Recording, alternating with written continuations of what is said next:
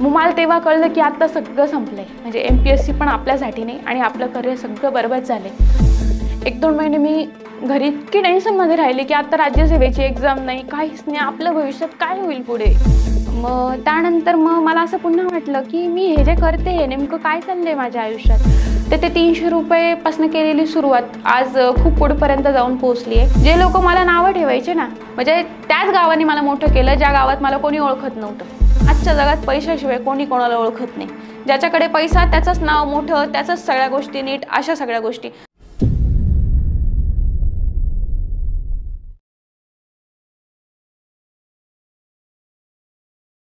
काय ग तुझं? काही खरं नाही, एकही शिक्षण पूर्ण नीट केलं नाही ना, कॉलेज नीट केलंस ना MPSC नीट केली। काय होईल तुझं? काय करिअर आहे? नोकरीवाल्याची मुलगी ना तू? काय केलंस? काय कमवलंस आयुष्यामध्ये? असं म्हणायचं होतं मला सगळं। नमस्कार, मी श्वेता लक्ष्मण चव्हाण, मेकअप आर्टिस्ट आणि हेअर आर्टिस्ट। मी माझा इथपर्यंतचा प्रवास आज तुमच्यासोबत इथे सांगणार आहे। खरं तसं सांगायला गेलं तर माझं शिक्षण माझ्या राहत्या गावी मनमाड येथे झालं। 1ली ते 10वी शिक्षण मी तिथेच केलं आणि 11वी-12वी मी तिथेच केलं। 11वी ते 12वी मी माझं शिक्षण सायन्समधनं केलं, का तर मला मेडिकल फील्डमध्ये जायची इच्छा होती। पण त्या काळामध्ये पहिल्यांदाच नीट हा प्रकार येऊन तिथे पोहोचला। तर नीटची काही अशी पूर्वकल्पना नव्हती किंवा शिक्षकांनाही तसं बेसिक गावचं नॉलेज, गावच्या शिक्षकांना तसं त्याचं बेसिक काही नॉलेज नव्हतं। त्यामुळे मी माझं नीटची परीक्षा देण्याचा प्रयत्नच नाही केला, कारण त्याची फीज वगैरे सगळी मला न परवडणारी होती। कारण त्याचं कारण असं, वडील जरी नोकरीला होते माझे, पण आम्ही नुकतंच तेव्हा घर घेतलं होतं। त्या घराचे पैसे फेडण्यासाठी किंवा मग जी काही ओढाताण चालली होती ती सगळी माझ्या डोळ्यासमोरची होती आणि मेडिकल कॉलेजला एवढे पैसे भरून ॲडमिशन घेणं हे माझ्या कुठेतरी मनाला पटत नव्हतं की मी पैसे भरून ॲडमिशन घ्यावं। आणि माझ्या मागे 2 जण शिकणारे होते, माझे लहान बहीण भाऊ। त्यांचा विचार करून मी असं ठरवलं की मी प्लेन ग्रॅज्युएशन करावं। तर प्लेन ग्रॅज्युएशन करण्यापेक्षा मला असं कोणीतरी सांगितलं की बाई तू BCom कर, जेणेकरून तू पुढे जाऊन बँकिंगची एक्झाम देऊ शकतेस, असं करू शकतेस। त्यामुळे मग मी BCom करायला सुरुवात केली। मग मी माझं ग्रॅज्युएशन स्टार्ट जेव्हा केलं, मी फर्स्ट इयरला असताना आमच्या कॉलेजला एक कार्यक्रम होता। त्या कार्यक्रमाला आमच्या गावचे DYSP खाडे सर म्हणून आले। त्यांना जेव्हा मी बघितलं तेव्हा मला त्यांना बघून असं इन्स्पिरेशन वाटलं की हां, आपण काहीतरी असं करू शकतो की ह्या पोस्टसाठी पोहोचण्यासाठी आपण काय करू शकतो। तर मला असं कुठून तरी कळलं की आपण MPSC करू शकतो आणि आपण पण अशी पोस्ट मिळवू शकतो की आपण अधिकारी होऊ शकतो, सगळ्या गोष्टी करू शकतो। असं करत मी माझं ग्रॅज्युएशन पूर्ण केलं। लास्ट इयरला जेव्हा मी आले, लास्ट इयरची मी एक्झाम दिली, त्यानंतर मला कळलं की आता एक्झाम झाली आहे आपली आणि मी त्यावेळेस MPSCची पहिली प्री दिली, जी होती कंबाईनची, म्हणजे आता सध्या तिला कंबाईन बोलतात। तर ती मी तेव्हा दिली। त्यावेळेस मला कळलं की मला मेसेज आला की तू प्री पास झाली आहेस आणि तुम्ही प्री पास झाले आणि तुमचं सिलेक्शन झालंय, तर तुम्ही आता पुढच्या तयारीला लागा। तर त्याच्यानंतर मला कळलं की आता आपल्याला याच्यासाठी पुढचं काय करावं लागेल शिक्षणासाठी। तर मला असं समजलं की पुण्याला जावं लागेल, कुठेतरी मराठी इंग्लिशचा क्लास करावा लागेल, तेव्हा कुठेतरी आपलं पुढे आपण मेन्स देऊ शकतो। त्या काळात जेव्हा माझं ग्रॅज्युएशन पूर्ण नव्हतं झालेलं, त्यावेळेस म्हणजे माझ्या हातात सर्टिफिकेट नव्हतं। ग्रॅज्युएशन तर पूर्ण झालेलं होतं, पण मी ग्रॅज्युएशन पास आहे हे माझं सर्टिफिकेट माझ्या हातात नव्हतं। तेव्हा मी ते सर्टिफिकेट जेव्हा मला भेटलं, त्यावेळेस मी माझ्या आयुष्यातली पहिली MPSCची प्री दिली आणि ती नशिबाने क्लिअरही झाली। मग जेव्हा माझी प्री क्लिअर झाली त्यावेळेस मी मेन्स करता पुण्यामध्ये आले आणि मी तिथनं माझा MPSCचा प्रवास सुरू केला। तर आज खरं तर मला असं सांगायचं की मी माझा MPSC ते मेकअप आर्टिस्ट हा प्रवास माझा कसा झाला, काय झाला, हे आज मी तुम्हाला सांगणार आहे। खरं तर मी MPSC करायला घेतलं खूप मनापासनं आणि मी पहिल्याच प्रयत्नामध्ये MPSCची प्री क्लिअर केली होती। त्यामुळे मला कुठेतरी कॉन्फिडंट होतं की मी आता पास होणार आहे आणि सगळ्या गोष्टी माझ्या होणार आहे, मी पण होईल अधिकारी। हे सगळं स्वप्न घेऊन मी मनमाडवरनं पुण्यात आले होते आणि पुण्यात आल्यानंतर म्हणजे माझ्यासोबत जे होते ते माझे आजोबा होते। त्यांनी मला सांगितलं की तू शिक आणि तू पुढे जा, तू काहीतरी करशील, तू अधिकारी होशील। त्यांना घेऊन मी पुण्यात आले, त्यांनी माझी राहायची सोय केली, सगळ्या गोष्टी केल्या, ते माझ्यासोबत राहिले, म्हणजे त्यांनी मला सगळं दाखवलं इथलं की काय कसं। त्यानंतर मी जेव्हा माझी मेन्स होती, म्हणजे मला असं कळलं की माझी प्री झालेली आहे आत्ता आणि मला रिझल्ट, म्हणजे जे मुलं मेन्ससाठी प्रिपरेशन करतात ना, ते प्री झाल्या लगेच मेन्ससाठी अभ्यासाला लागतात। तसं माझ्या बाबतीत झालं नाही। मला जेव्हा रिझल्ट लागला त्याच्यानंतर मला कळलं की तू प्री पास झाली आहे श्वेता आणि आता तुला मेन्स द्यायची आहे। तर त्यानंतर मी पुण्यात आले। त्यावेळेस माझ्याकडे खूप कमी कालावधी होता की मला त्या काळात अभ्यास करून मेन्स क्लिअर करायची होती। याकरता मी पुण्यात आले, मराठी इंग्लिशचा क्लास जॉईन केला। त्याच्यानंतर मराठी इंग्लिशचा क्लास जॉईन केला, गुरुवारी मी पुण्यात आले आणि शनिवारी मला असं कळतंय की जे आजोबा मला सोडवायला आले होते पुण्यात, त्यांचं शनिवारी निधन झालं. तो कुठेतरी माझ्यासाठी खूप असा इमोशनल डॅमेज झाला, की हे असं कसं काय झालं? मी एक तर माझ्याकडे फार कमी काळ होता त्या काळामध्ये. मग मला ते पुन्हा सगळं सोडून पुन्हा गावी जावं लागलं. सगळं बाबांचं, आजोबांचं माझ्या ज्या सगळ्या गोष्टी घडल्या, त्या सगळ्या अशा खूप मला त्रास देणाऱ्या होत्या. तरी पण मी ठरवलं, की आता नाही आपण घरी जाऊया आणि घरच्यांना आता आपण आपल्या आईला आधार द्यावा. त्यासाठी मी पुन्हा गावी गेले. गावी गेल्यानंतर थोड्याच दिवसात माझी एक्झाम होती. पण मला क्लास काही पूर्ण करता आला नाही. त्यानंतर मग माझी एक्झाम झाली. मला मार्क कमी आले. माझी मेन्स काही क्लिअर झाली नाही. त्यावेळेस मला फार निराशा वाटली. नंतर पुढच्या वेळेस मी पुन्हा सुरुवात केली अभ्यासासाठी आणि पुढच्या तयारीला लागले. तर मग तेव्हा मला असं वाटलं, की आता आपण पुन्हा एम-पी-एस-सी देऊया आणि सगळ्या गोष्टी नीट करूया. आपण पुन्हा आपलं अधिकारी होण्याचं स्वप्न पूर्ण करूया. मी माझ्या आयुष्यातली पहिली मेन्स तिथे नापास झाले. खरं सांगायला गेलं तर मला फार निराशा आली होती. तेव्हा असं वाटत होतं, की मी माझ्या आयुष्यात पुन्हा आता काय करू शकेल का? मी पुढच्या वर्षी पुन्हा प्रयत्न केला. मी पुन्हा अभ्यास केला. सगळ्या गोष्टी करायचा प्रयत्न केला. परत तेच झालं. म्हणजे तसंच एका पाठोपाठ एक काही ना काही कारणं येत गेली आणि परत माझा अ, त्यावेळेस तर मी प्री पण क्लिअर करू शकले नाही. त्यावेळेस मला असं खूप वाईट वाटलं, की मी काय करून बसले हे, की माझं साधं फक्त आता बी-कॉम झालंय. मी या बी-कॉम बेसवर कुठे जाईल? कुठे ॲडमिशन घेईल? काय होईल माझं? पुढचं करिअर काय असेल? या सगळ्या गोंधळात मी होते. पुन्हा एक्झाम आली, पुन्हा प्री दिली. आणि माझी सुद्धा तेव्हा निघाली नाही. त्याच्यानंतर काय झालं, की सी-डी-पी-ओची एक आयोगाकडनं एक्झाम घेण्यात आली. सी-डी-पी-ओ म्हणजे चाइल्ड डेव्हलपमेंट प्रोग्राम ऑफिसर याची. तर त्यासाठी मी खूप कष्ट घेतलं. म्हणजे मी क्लासेसही केले, मी पूर्ण वेळ पुण्यात राहिले, सगळ्या गोष्टी केल्या. आणि ज्यावेळेस म्हणजे माझी एक्झाम होती, एक साधारणतः जानेवारीच्या स्टार्टिंगला होती आणि डिसेंबर 15, 2019ला माझ्या वडिलांना मेजर पॅरालिसिसचा अटॅक आला. मग त्यानंतर मग मला असं पुन्हा वाटलं, की मी हे जे करते हे नेमकं काय चाललंय माझ्या आयुष्यात? मी प्रयत्न करते सगळ्या गोष्टी नीट करण्याचा आणि माझं करिअर कुठेच सेट होत नाहीये. असं का होतंय? मी करायला जाते प्रामाणिकपणे आणि मला का असं मागे बॅक फूटवर का येऊन पडते मी प्रत्येक वेळेस? मग मी घरी गेले ज्यावेळेस त्यावेळेस मी माझ्या वडिलांना बघितलं, की जो माणूस चालत फिरत होता, सगळ्या गोष्टी खात-पीत होता, सगळं व्यवस्थित होतं, सगळ्या गोष्टी नीट होत्या. ते त्यांचे सगळे कामं नीट करत होते. मी घरी गेल्यावरती त्यांना बघितलं. त्यांना हॉस्पिटलमधनं नुकतंच आणलं. त्यांना नीट बोलता येत नव्हतं कारण त्यांच्या चेहऱ्यावरनं, हातावरनं, पायावरनं सगळ्यावरनं अर्धांगवायूचा झटका त्यांना बसला होता. सगळं सगळं फार असं विक्षिप्त वाटत होतं कारण मी जेव्हा माझ्या वडिलांना आता म्हणजे सध्याच घरी सुट्टीला जाऊन आले होते आणि मी माझ्या वडिलांना बघितलं, वडील एकदम व्यवस्थित होते. त्यानंतर मी आता त्यांना बघते ते एकदम असे बेडवर झोपून होते. त्यांना खाताही येत नव्हतं, त्यांना पिताही येत नव्हतं. खाल्लेलं पण तोंडातनं असं पडून जात होतं. त्यांना सगळ्या गोष्टींसाठी दुसऱ्याची मदत घ्यावी लागत होती. त्यांना बघितल्यानंतर मला एवढं वाईट वाटलं, की आपण जर इथे असतो तर ह्या सगळ्या गोष्टी झाल्या असत्या का? यांनी जी हलगर्जीपणामुळे जी बीपीची गोळी घेतली नाही त्यामुळे यांच्या शरीराचं नुकसान झालंय आणि कदाचित हे किती लवकर बरे होतील हे पण आता आपण सांगू शकत नाही. ही सगळी मनात भीती होती कायमची. त्यामुळे मी माझा एम-पी-एस-सीचा प्रवास तिथे थांबवला आणि तिथनं मी घरी गेले. असं नव्हतं की एम-पी-एस-सी सोडून द्यायची होती, करायचीच नव्हती. खूप इच्छा होती करायची. सगळ्या गोष्टी करू वाटत होत्या. पण मग घरी एक मोठा म्हणजे मुलगा असतो ना, तशी मी माझ्या घरी मोठी मुलगी होती, की मला माझ्या घरचं सगळं करावं लागत होतं. आणि मी नसताना माझे वडील सगळं करायचे. पण आज तीच व्यक्ती आजारी पडल्यानंतर मी काय करायला हवं? आणि मी ठरवलं की आता आता आपल्याकडनं एम-पी-एस-सी होणार नाही. आता आपल्याकडनं पुण्यात जाणं होणार नाही. पण मी तुम्हाला जसं सांगितलं, की पप्पा माझे 3 महिन्यानंतर डिसेंबरमध्ये त्यांना असं झालं. जानेवारी, फेब्रुवारीच्या एंडच्या आसपास माझे वडील पावलं धरायला लागले. ते थोडं-थोडंसं धरून चालायला लागले. थोडं नीट बोलायला लागले, जेवायला लागले. तेव्हा मला थोडासा धीर आला. त्यावेळेस ते मला म्हणे, की "तू आता इथे थांबू नको. तू तुझं नुकसान करू नकोस. तू इथनं जा आणि स्वतःचं बघ." 14 मार्चला मी पुण्यात आले आणि 18 मार्चला मी परत घरी गेले. कारण ते लॉकडाऊन लागलं म्हणून. मग मला तेव्हा कळलं, की आता सगळं संपलंय. म्हणजे एम-पी-एस-सी पण आपल्यासाठी नाही आणि आपलं करिअर सगळं बरबाद झालंय. म्हणजे आपण ग्रॅज्युएशन केलं ते पण काही कामाचं नाही. म्हणजे आपण सगळं चुकलोय. एक नोकरीवाल्याची मुलगी म्हणून जसं बघितलं आपण हातावरची लोकं असतात, त्यांचे पण मुलं खूप मोठे-मोठे होतात. तसं माझं काहीच राहिलं नाही. म्हणजे वडील नोकरीला असून सुद्धा मी माझं स्वतःचं करिअर घडवू शकले नाही. मला या गोष्टीचं खूप वाईट वाटत होतं, की मी आता भविष्यात काय करेल म्हणून माझं. मला लोकं म्हणायचे, की "बघ 12th सायन्स झालं, आता काहीतरी मेडिकल कर." लोकांच्या अपेक्षा होत्या, की आहे हिचे वडील नोकरीला, ही काहीतरी करेल बुवा आता पुढे भविष्यात जाऊन. तसं काहीच झालं नाही माझ्यासोबत. मला पूर्ण अंधार वाटला की आता कुठेतरी माझे वडील आजारी पडले होते, कुठेतरी ते बरे झाले देवाच्या कृपेने आणि कुठेतरी मी आता पुन्हा सुरुवात करणार आहे. मी 14 मार्चच्या आसपास पुण्यात आले आणि 18 मार्चला मी परत घरी गेले.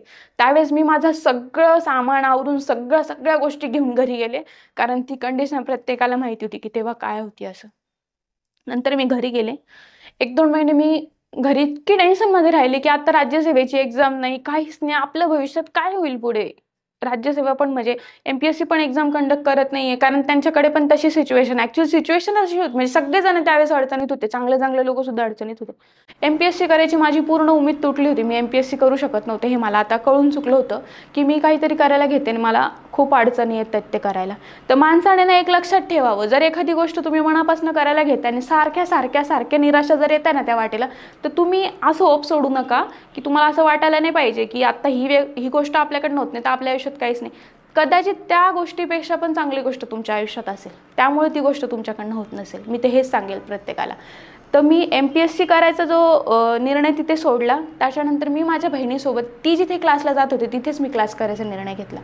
मग मी तिथे क्लास सुरू केला, बेसिक ब्युटिशियनचा जो असतो तो माझा क्लास पूर्णही झाला. म्हणजे MPSCचा मला म्हणजे अभ्यास केलेलं कुठेच वाया जात नाही, आपण म्हणतो ना, जसं तिथे जी थेअरी होती, सगळं जे नॉलेज होतं ते माझ्या बाकी स्टुडंटपेक्षा माझ्या खूप चांगलं लक्षात राहिलं, कारण अभ्यासाची सवय होती, आत्मसात सगळ्या गोष्टी करून घ्यायची, त्याचा मला फायदा झाला. ते झाल्यानंतर आम्ही परत आमच्या गावी शिफ्ट झालो. तिथे आम्ही थोडंसं म्हणजे आमचं सुरू केलं घरातल्या घरात की ह्या आपण गोष्टी प्रोव्हाइड करू लोकांना. आम्हाला लोकांचा चांगला रिस्पॉन्स भेटायला लागला. म्हणजे मला कुठेतरी आशेचा किरण भेटला की नाही, आपल्याला काहीच न करता इथे काहीतरी गोष्टी होत आहेत, व्यवस्थित सगळ्या गोष्टी होत आहेत, करता येत आहेत. मग माझ्या आयुष्यातली मी पहिली ऑर्डर जी केली मेकअपची, ती 300 रुपयाची केली. म्हणजे एका बाईचा मेकअप करण्यासाठी मी 100 रुपयाचं पेट्रोल घालून गाडीमध्ये म्हणजे मेकअप करायला गेले, त्यात पण 300 रुपये भेटले. 300 रुपये तर 100 रुपयाचा लॉसच झाला. पण मी तेव्हा असा विचार नाही केला की ती फक्त 300 रुपये देते ना, आपल्याला एवढं लांब जाऊन ऑर्डर करायची, कसं होईल. मी काय विचार केला की हे आपल्या आयुष्यातली पहिली ऑर्डर आलेली आपल्याला, तर आपण ही सोडायला नाही पाहिजे, आपण ही करायलाच पाहिजे.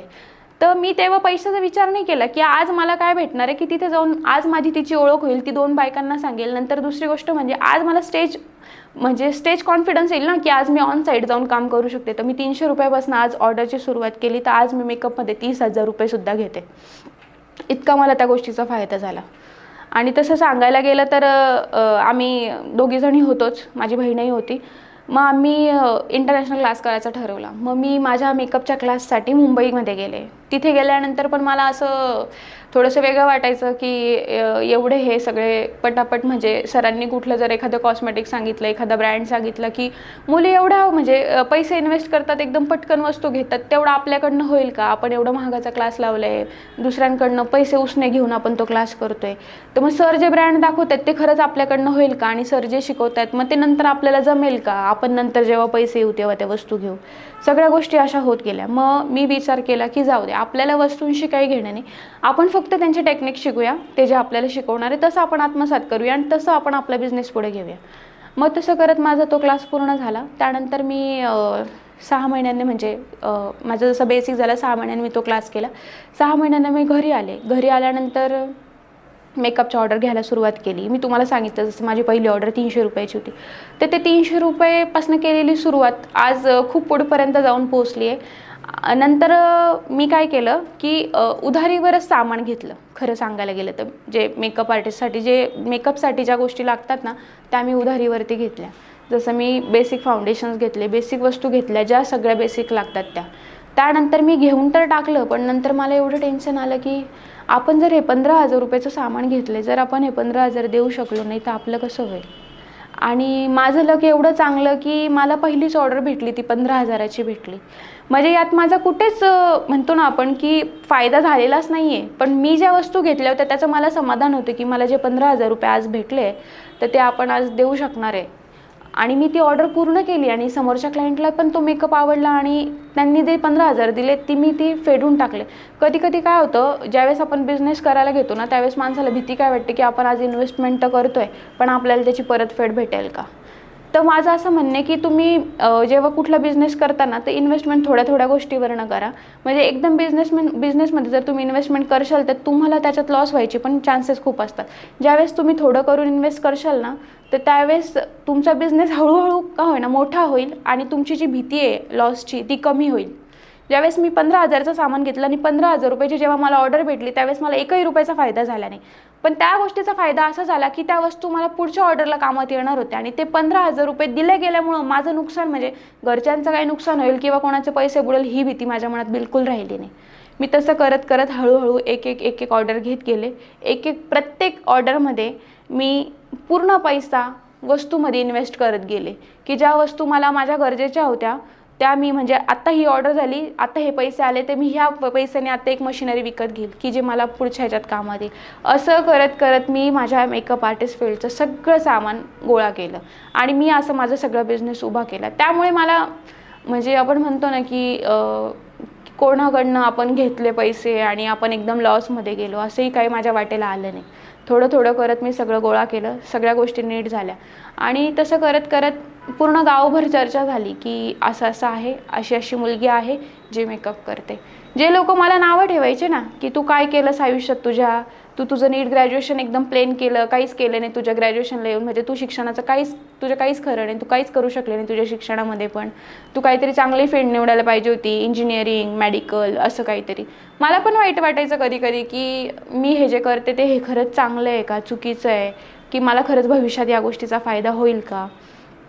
तर ह्या गोष्टीमध्ये मला म्हणजे आज ह्या गोष्टीनेच माझी पूर्ण गावात ओळख करून दिली. आणि खरं म्हणायला गेलं तर मी माझ्या कामाची सुरुवात माझ्या गावापासून केली, तर माझ्या गावानेच मला मोठं केलं आहे आणि मला माझ्या गावातूनच काम भेटत गेलं. आणि ते काम इतकं की माझं मनमाडपासून तर हैदराबादपर्यंत, म्हणजे माझी पहिली ऑर्डर जी बाहेरगावी झाली ती हैदराबादची झाली. म्हणजे तसं मी आता फ्रीलान्सिंग सगळीकडे करते, पण माझी सुरुवात तिथनं झाली की मी माझ्या गावापासून सुरुवात केली. तर माझं आज प्रत्येक गावात कोणी ना कोणी ओळखीचं आहे, आजूबाजूच्या सगळ्या गावात मला सगळेजण ओळखतात, ते फक्त माझ्या कामामुळे. म्हणजे त्याच गावाने मला मोठं केलं ज्या गावात मला कोणी ओळखत नव्हतं. आणि माझं गाव फार मोठं नाही आहे, माझं गाव छोटंच आहे, पण सगळ्या गावात सगळ्यांना कळल्यानंतर मला बाहेरगावच्या ऑर्डर यायला लागल्या, मी बाहेरगावी जाऊन काम करायला लागले. तसं हळूहळू एक गावात ओळख निर्माण होत गेली, सगळ्या गोष्टी होत गेल्या. मी सगळ्यांना एकच सांगेल की आपण कुठेतरी कामाची सुरुवात करायला पाहिजे, कुठल्याच कामाबद्दल लाज बाळगली नाही पाहिजे.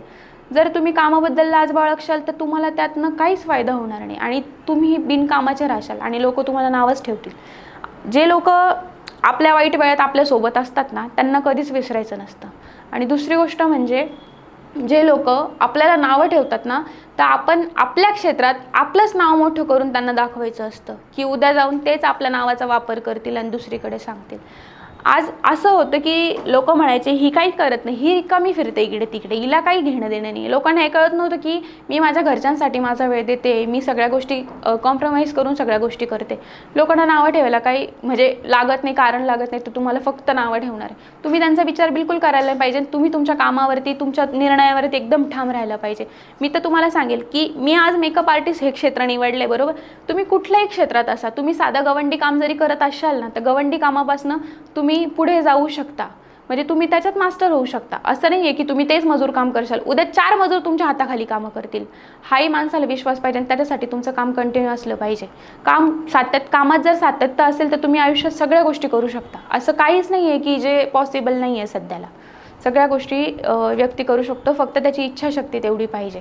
म्हणजे जे लोक आपल्याला नावं ठेवत होते ना ते आता आपले सल्ले घेतात, हा फरक असतो. फक्त आपण आपल्या कामावर विश्वास ठेवला पाहिजे आणि आपण आपल्या कामात पूर्ण 100% जर दिलं तर आपलं काम नक्कीच आपल्याला पूर्णपणे त्या गोष्टीचं परतफेड करत असतं. खरं तर मी जेव्हा MPSC करत होते तेव्हा मी कुठल्याच प्लॅन बीचा विचार केलेला नव्हता. त्यामुळे मला अशी खूप निराशा आली होती आयुष्यात की माझं भविष्यात काय होईल. मला सारखं टेन्शन आहे, सारखं विचार यायचं की खरंच माझं काय होईल. तर मला असं वाटतं की तुमच्या आयुष्यात तुमच्याकडे दुसरा पर्याय असायला हवा. कुठल्याही गोष्टीसाठी तुमच्याकडे दुसरा पर्याय असायला हवा. कारण जर तुम्ही एका गोष्टीत अडकून राहिलात तर तुम्ही जर असाल मजबूत आणि एकदम असे व्यवस्थित कणखर तर तुम्ही दुसरा विचार कराल, तुम्हाला वेळ लागणार नाही, तुम्ही त्या गोष्टी करा. जर तुमचं मन कमजोर असेल आणि तुमच्याकडे जर प्लॅन बीच नसेल तर तुम्ही एका गोष्टीत गुंतून तुमच्या स्वतःचं नुकसान करून घेत असतात. जसं मी केलं. काही काळ मी टेन्शन घेतलं, मी सगळ्या गोष्टीचं मला असं वाटायचं की आत्ता माझं काहीच खरं नाही, कारण त्यावेळेस माझ्याकडे प्लॅन बी नव्हताच ना. तर त्यामुळे मला असं वाटतं की व्यक्तीकडे प्लॅन बी असायला पाहिजे आणि प्रत्येक गोष्टीमध्ये माणसाकडे पर्याय असायला हवा आयुष्यामध्ये. कुठल्याही गोष्टीसाठी तुम्ही कामधंदा करा किंवा तुम्हाला कुठे जायचं आहे तर तुम्ही ठरवून जा की आता हे जरी झालं तर मी याच्या व्यतिरिक्त दुसरं काय करू शकतो. म्हणजे प्रत्येक गोष्ट तुमच्याकडे पर्याय असायला हवा असं मला वैयक्तिक वाटतं की भविष्यात आपण जे काय करणार आहे, जर आत्ता जर बघितलं कंडिशन आत्ता अशी झाली आहे की काय किती वेळ टिकेल आणि काय कधी संपेल हे आपण सांगू शकत नाही. आणि ह्या क्षेत्रात जर यायचं झालं तर आत्ता सध्या काय झालं माहिती का मेकअप आर्टिस्ट फील्डचं, की जो उठतोय तो मेकअप आर्टिस्ट बनतोय, जो उठतोय तो मेकअप आर्टिस्ट बनतोय. म्हणजे ज्यावेळेस मी हे सगळ्या गोष्टी शिकले त्या काळात एवढं हे नव्हतं, पण आत्ता मागच्या काही 6 महिन्यात वर्षभरात सध्या मुलींचं ट्रेंड झालंय की त्यांना काय बनायचं, मेकअप आर्टिस्ट बनायचे.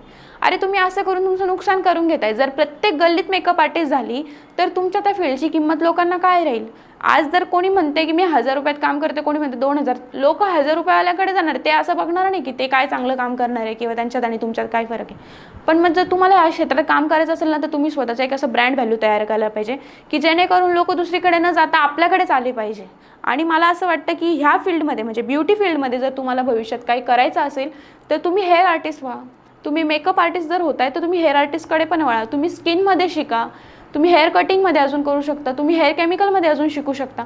अशा बऱ्याच गोष्टी ह्या क्षेत्रामध्ये ज्या तुम्ही शिकू शकता आणि तुम्ही तुमचं आयुष्य चांगलं करू शकता. पण सध्या काय होतंय, हे ना मार्केटिंग फील्डसारखं झालं. म्हणजे मार्केटिंगमध्ये एकाने जे सुरू केलं का त्याच्या मागे सगळा लोंढा जात असतो, तशी ही गोष्ट झालेली आहे सध्या. तर तसं न करता मला असं वाटतं मुलींनी ना असं आपली नजर फक्त मेकअप आर्टिस्ट पुरता म्हणजे मेकअप आर्टिस्ट फील्ड करता फक्त मर्यादित न ठेवता त्यांनी त्यांचे अँगल असे वाईड करायला पाहिजे. त्यांना कळायला पाहिजे की अजून ह्याच्यात काय करण्यासारखे नाही, आपण भविष्यात काय करू शकतो.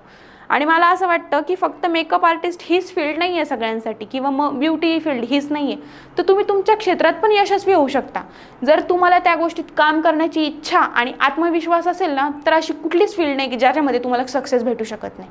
कोणीही असो, त्यांनी आपल्या एक ठराविक वयानंतर आपल्या पायावर उभं राहणं, पैसे कमवणं हे त्या व्यक्तीला करता आलं पाहिजे. कारण जर तुम्हाला पैसे कमवता आले तर भविष्यात लोक तुम्हाला ओळखणार आहे. कारण आजच्या जगात पैशाशिवाय कोणी कोणाला ओळखत नाही.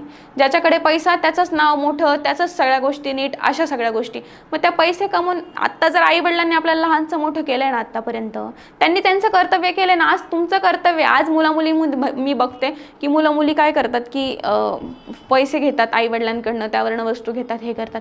तर मला तसं वाटत नव्हतं की माझे वडील नोकरीला होते, पण मला असं वाटत होतं की नाही, काहीतरी स्वतःचं इन्कम असलं पाहिजे, काहीतरी स्वतःचं असलं पाहिजे की ज्या पैशावरती माझे आई वडील बसून खातील किंवा ज्या पैशाचा उपभोग मी तर घेऊ शकेल, माझ्या स्वतःच्या गरजा पूर्ण करू शकेल, मी माझ्या आई वडिलांच्या पण काही हौशी मौशी त्या पूर्ण करू शकेल. आणि आज मी बिनधास्तपणे सांगू शकते की आज मी जसं MPSC सोडून ह्या मेकअप आर्टिस्ट फील्डवरती आले, म्हणजे मी माझ्या कामधंद्यात उतरले, मी माझ्या कामधंद्यात पूर्णपणे माझ्या आईवडिलांना माझं स्वतःच्या सगळ्या गरजा भागवू शकते.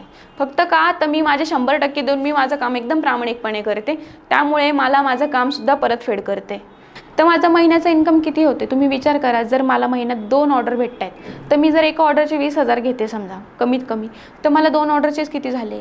असे मी महिन्याभरात 4 ते 5 ऑर्डर घेते किंवा मी 10 ऑर्डर घेते, तर त्यावेळेस माझा या सगळ्या गोष्टीत फायदाच होतोय ना.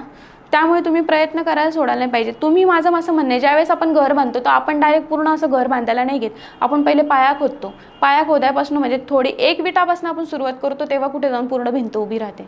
त्यामुळे कुठलंही काम करताना, कुठल्याही कामासाठी तुम्ही सगळ्यात पहिलं प्रयत्न करणं आणि सुरुवात करणं खूप गरजेचं असतं. आणि सुरुवात केल्यानंतर ती गोष्ट सातत्याने करणं ती तुम्हाला यशापर्यंत घेऊन जात असते.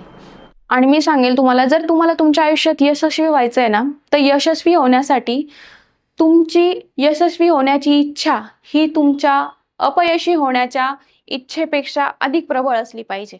खरं तर आज मला इथे बोलवण्यासाठी ग्रो मोशनचे मी खूप आभार मानते. कारण आज ग्रो मोशनमुळे मला आज स्टेज भेटलाय की आज मी इथं माझ्या आयुष्याची जी स्टोरी ती तुमच्या सगळ्यांसमोर सांगू शकते. आणि नक्कीच तुम्हाला या सगळ्या गोष्टीचा फायदा होईल. आणि ग्रो मोशनमुळे सगळ्यांना आपल्याला फायदाच होतोय. त्यांच्या आपल्याला भरपूर असे व्हिडिओज बघायला भेटतात की ज्यामुळे आपल्याला शिकायला भेटतंय की आपण अनुभवी व्यक्तीकडनं काय गोष्टी शिकायला पाहिजे, काय गोष्टी टाळल्या पाहिजे आयुष्यात आणि काय गोष्टींसाठी आपण प्रयत्न केला पाहिजे. Thank you grow motion. Thank you grow motion team. हा व्हिडिओ आपल्याला कसा वाटला ते आम्हाला कमेंट बॉक्समध्ये कळवा आणि आपल्या मित्रांबरोबर शेअर करायला विसरू नका.